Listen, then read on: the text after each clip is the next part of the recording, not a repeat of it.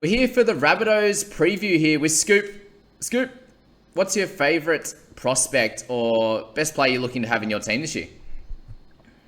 I reckon you can't go wrong with Cameron Murray. He, a little bit like Cleary, he had a really low scoring game to end the year, but unlike him, he didn't get priced up. So he's actually probably a little undervalued. With South's really, really tough draw to start the year, he'll be doing all the tackling, all the space stats, and I reckon he could push towards high 60s, even close to a 70 average before Origin. Okay, so yeah, a lot of people are going for this route and just thinking that he's going to probably even get slightly better.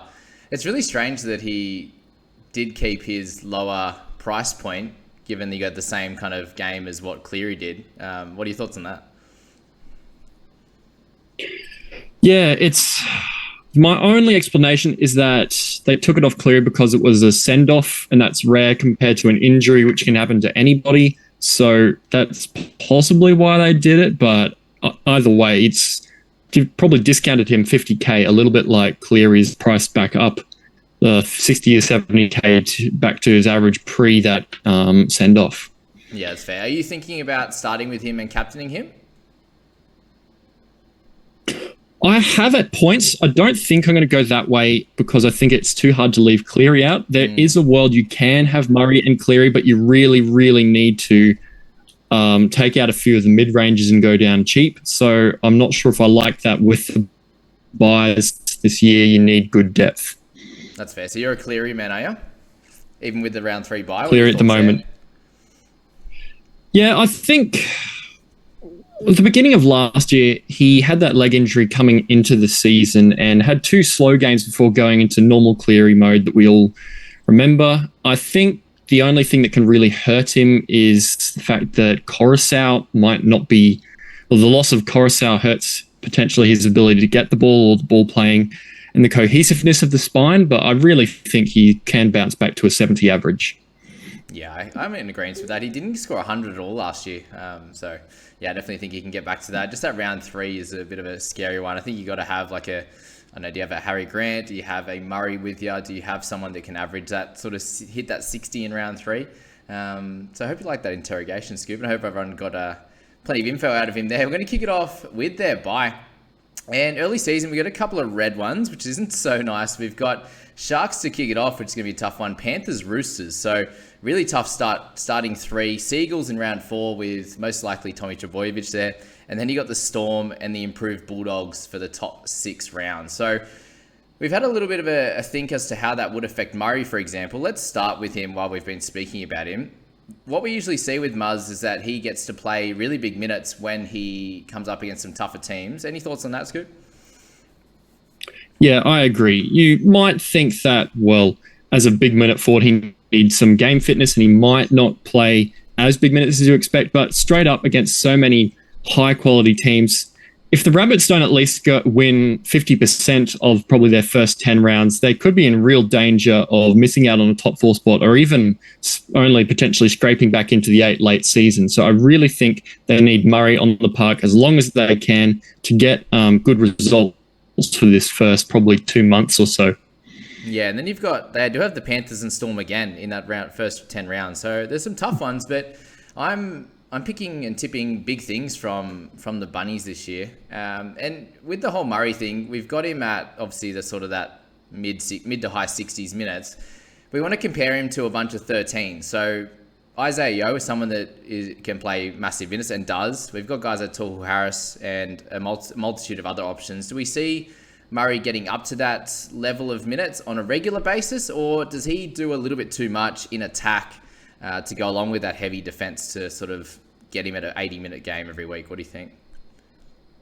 I think it's a tough one to predict. I think he'll probably be fine. If you look at other guys like Yo, they're consistent year in, year out, while Murray's built minutes instead of losing them as he gets older in the last few years. I think that just purely on base, there's almost nobody better in the NRL than Murray for base stats. Yeah, I agree with that. Okay, so overall, we're going to say he's a great option, guys. If you want to start with him and captain him, that's great. It might be hard to get him and a Hines or Cleary, but they all should be fine. And Murray probably getting better as a player each and every year, especially last year. He got to, he's probably close to a peak now. If he can hold this for the next few years, he's going to be a mid-60s to close to 70 scorer for sure, which is crazy, really, for a middle forward that's not kicking goals like the old Corey Parker days.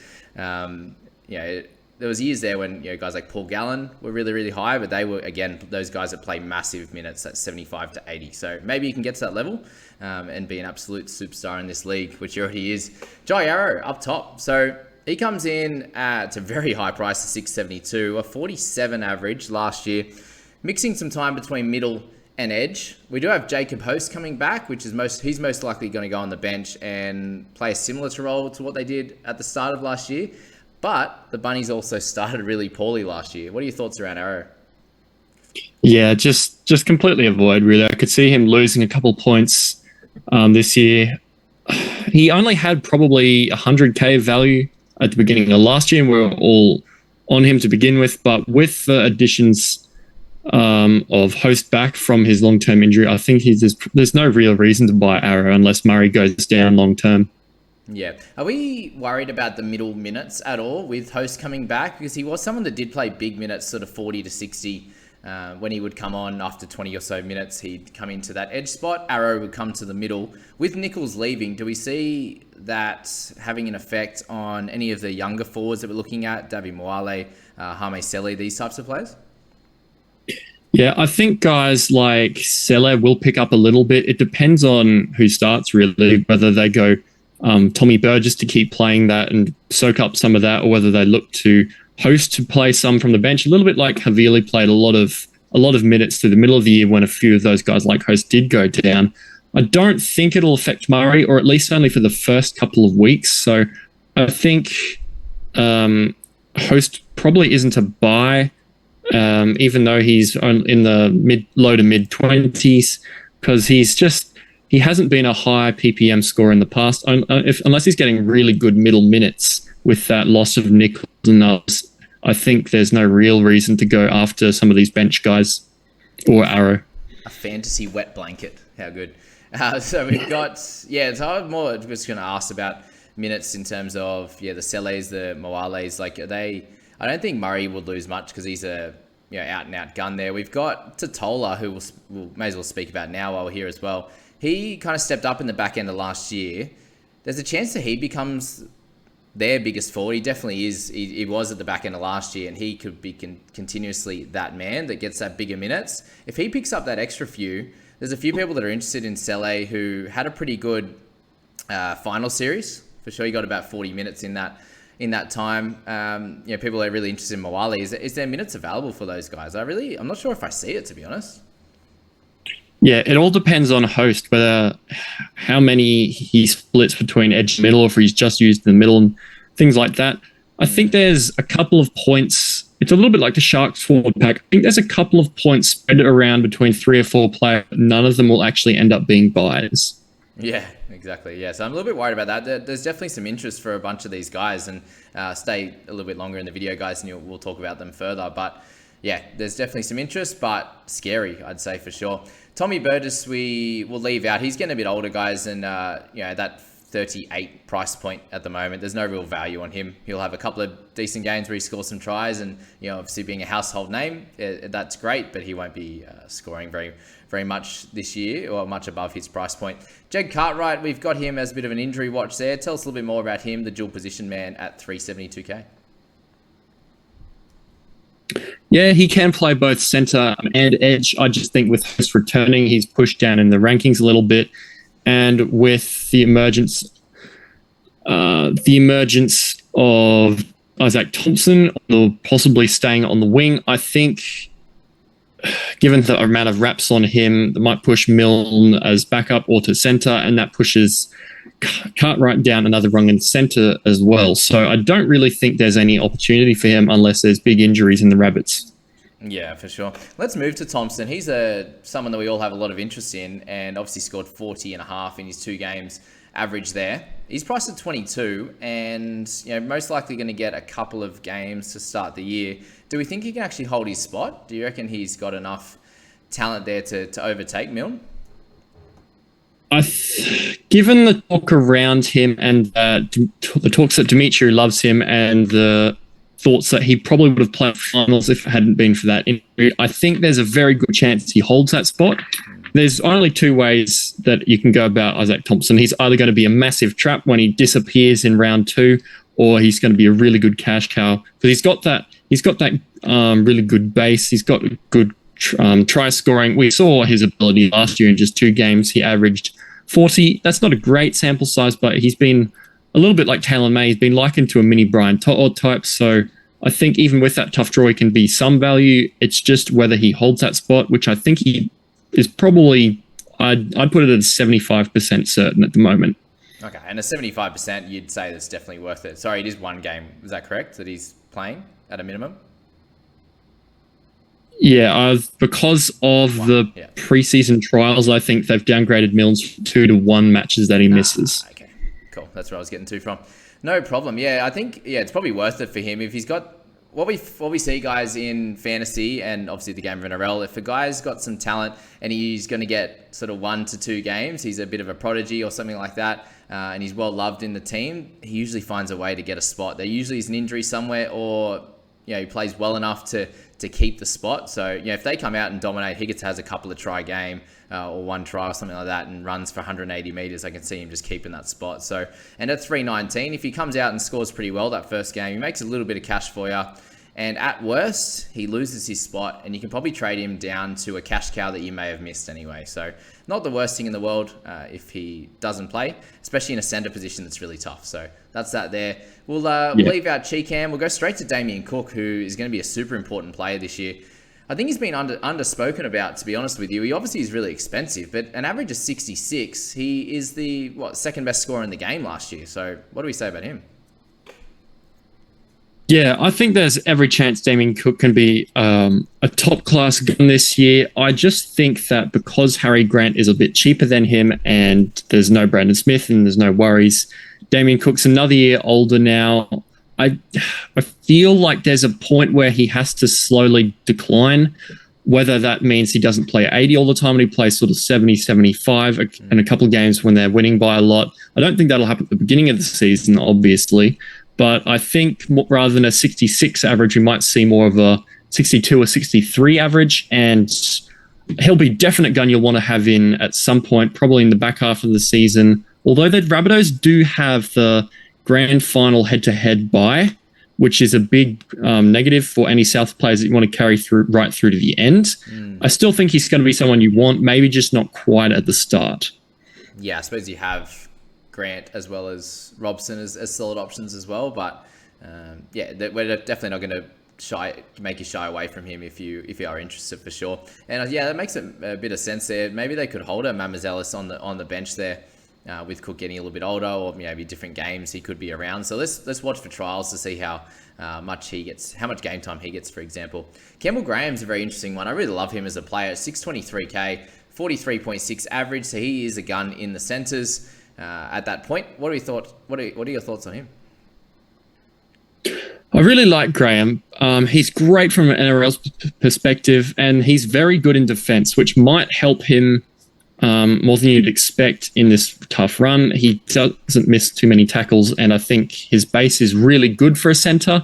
It's just that his attacking ceiling probably is limited on that right side, and the fact that they do have that tough draw. I still think he's going to be an easy 40-plus scorer just to begin the season with. I think if you're going to go an expensive centre, there are others probably 50, 100k cheaper than him that might be a better option. Yeah, where do you have the Bunnies coming? I have them probably just sneaking into the top 4, actually. I think they're having a great year. They've got every position covered, I think. Yeah, I have them 5th at the moment, and that's pretty much based on their early season being really rough. If they manage to go more than 50% win rate in that, I think they make the top 4. If they don't, I think they are in the bottom half of the 8. Yeah, and you look at that finish to the year, and it looks like it could be pretty nice, to be fair there. You've got the Sharks in round 23, but games against Dragons, Knights, Broncos, Tigers, could be okay for them. But we move on. We go to Havili. He's another guy that's going to take some decent minutes again through that middle. So he's a very serviceable player, great PPM. He just is going to be way too expensive, and he usually is most years, unfortunately. Last year had a really, really good year, averaged 35 in low minutes. So do we see much from him? Nah, not really. His last year's buy. Probably look for the next year's Havili if there's any. Yeah, that's fair.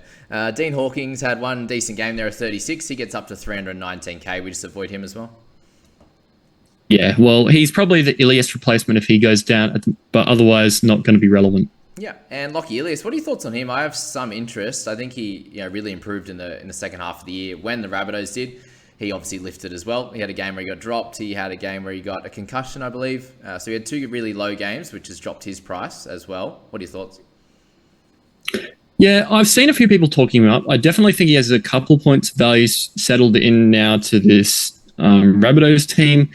I just think that with so many good value halves to start the year, he's a watch for later. Yeah. He might even be an option for some of those guys when you're upgrading your first cash cows when they've maxed out in, say, round 6 or something. That he has one or two softer games, Bulldogs and the Dolphins in round 6 and 7. I think he might be a buy then if he's dropped a little bit of cash and the Rabbitohs look like they're still going okay. Otherwise, just a watch for now. Yeah, it's probably every chance that if they're having close games, sort of 18, 16 type of games, that he does average around that 30, 35 to start. But, we're wanting that clear sort of, 37, 40 average from him from the start, which we can't really guarantee against the good teams. I think that's what's steering me away at this point, because there really isn't, apart from Tanner Boyd, there's not a lot in that awkward sort of 400-ish price where, if they can get a 43, 44 average year, you're not spending a lot to get a score in your 17. So he's interesting for sure. But yeah, maybe later, like you said. Alex Johnson at 591, obviously a household name as well. For those newer to fantasy, he is an incredible try scorer, obviously. But that doesn't always necessarily translate to points. He has to score sort of mid-20s to late 20s tries to get that 41 average. So I don't really think there's any chance that he exceeds that scoring total. He could match it, but again, a 41 is not really a fantasy keeper in the wing fullback position. If he's in the centers, then he's definitely a decent option for sure. Any thoughts around these cheap guys, Kello and Karapani? I have heard that they've been really impressing in preseason. A couple of Rabbitohs fans that keep close tabs on it, so they're doing very well. Probably a late season go. Probably an Origin look in when there's some Origin outs. Okay, awesome. Liam Knight, is he just too expensive with the amount of middle forwards they have? Yeah, I think so. I think he also injured his ACL mid-year, so he'll be eased in, and I don't know if he'll be there quite to start. Maybe a couple rounds in, but watch for a price drop potentially. Maybe get on him a bit later, but for now, just avoid him. Yeah, they're not going to need him at the start anyway with how many forwards they've got, given their full strength in that part of the field. All right, we go to Koloamatangi, who is a superstar player. He got a lovely 50 average last year. What are our thoughts on him? I think Koloamatangi is nearly the perfect draft pickup. So he's a 50 average guy who really doesn't look like he's going to play Origin.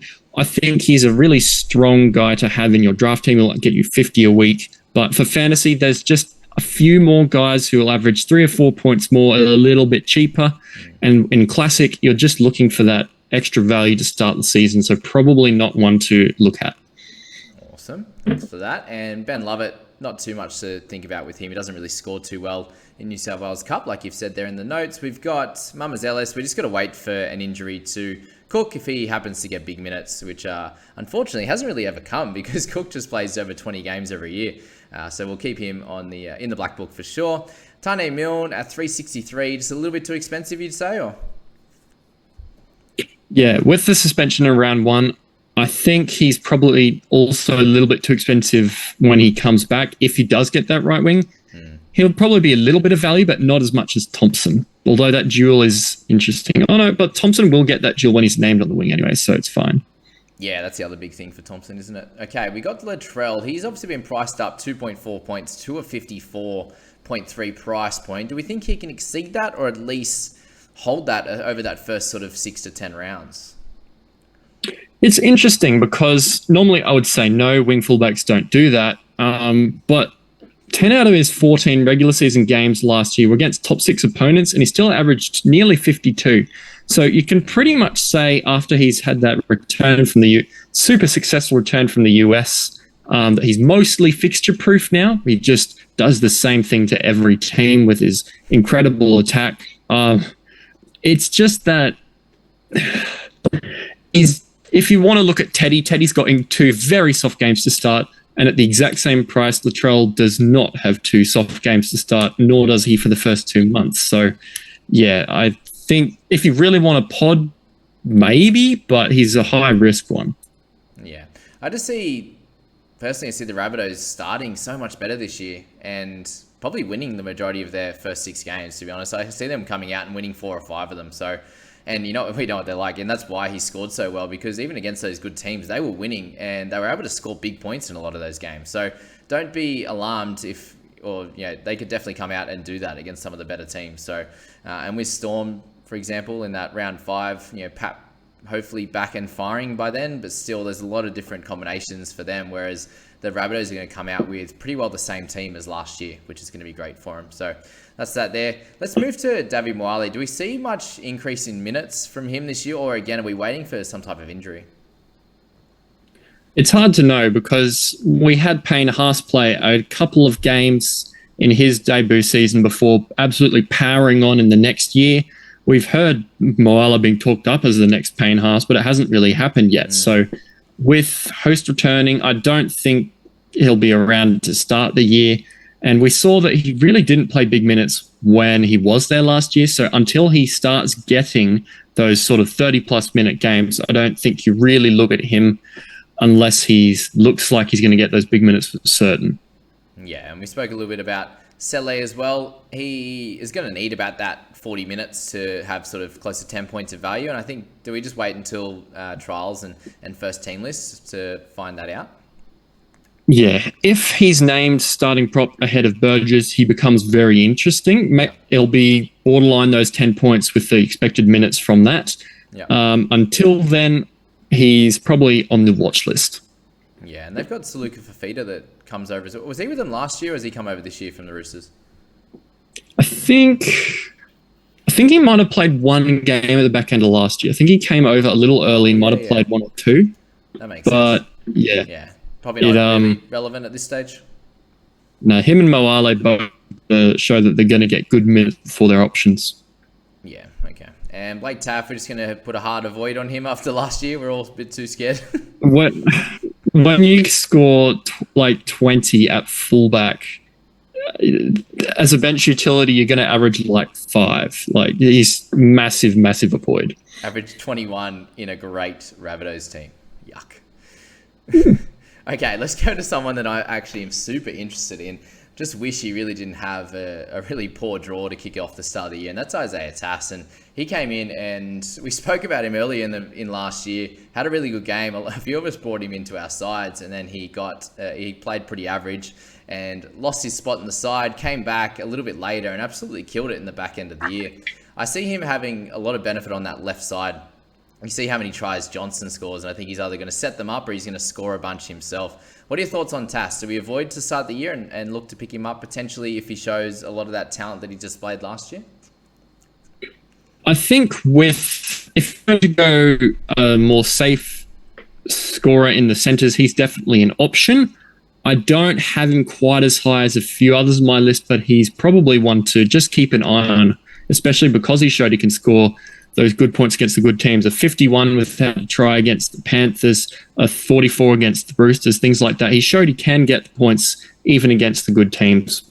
As you were saying, the Rabbitohs were really good at the back end of last year. A little bit like Latrell, didn't matter that they were playing good teams if they were winning and scoring points. Yeah, and they don't have a bye all the way till round 16, so you could look to pick him up in that round 4, 5, 6. But again, we'll speak about him if he becomes an option for sure. We look to Tola. What do you have him averaging? I see you got a 40 to 50. Can you give us a number? And score? I think he'll score about 48 for me. After looking at him a couple of times, I think he'll go close to keeper territory, but he won't break it.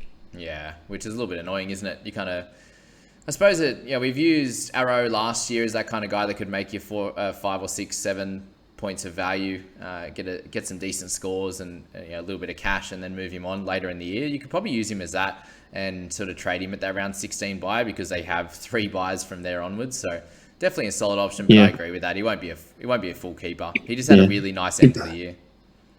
The problem with Totola is that he's 628k when there's like 4 options in the mids that are about the same price or a little less than him. You've got guys like TPJ, Elliott, Aaron Clark, Corey Horsburgh, all in that sort of 590 to 610 range that are all potentially 50 plus. So Totola's riskier than them and a little bit more expensive. So do you go for him, or do you just go with somebody like Adam Elliott at 15% and follow the crowd? Good analysis, Scoop. I like that. That's a really important one, guys, just to look at where the price point is at and what type of value or safety you can get from other guys slightly cheaper or around that same price. And we finished it off with Cody Walker at 601k. He's been priced up for some silly reason at 42. Just a slight avoid, or you've said you've got a slight interest in him? Slight interest, but mainly for later. I think he'll probably lose a fair bit of money to start there. He's a very up and down scorer, but if he does potentially go down maybe to that sub 500k mark, I'd be chucking a star on him to pull back in a lot closer to Origin when the teams get a little bit easier. Okay. Yeah, I can see that. Imagine getting Cody Walker at like a 400 and something. He did get fairly low early on at the beginning of last year, and he did make a fair bit of cash at that one point. So he's one of those players that's going to be very inconsistent. You can pick him up at some point and make a sneaky 150k with him not getting an Origin spot. So very interesting, that Bunnies one. There's so much value in there. That was obviously a bit of a longer one, but the majority of the guys in this team, there's something to talk about with them. So any final words on the Rabbitohs, Scoop? I reckon the Rabbitohs are going to be an exciting team to watch, and they'll be exciting to own. Maybe not fun to own all the time, but they'll be exciting nonetheless. Ride the roller coaster, brave the hard draw if you want to, with guys like Latrell or Cook. And Murray, I think they'll have a good year. Amazing. Rabbitohs fans, get in the comments, give us some love.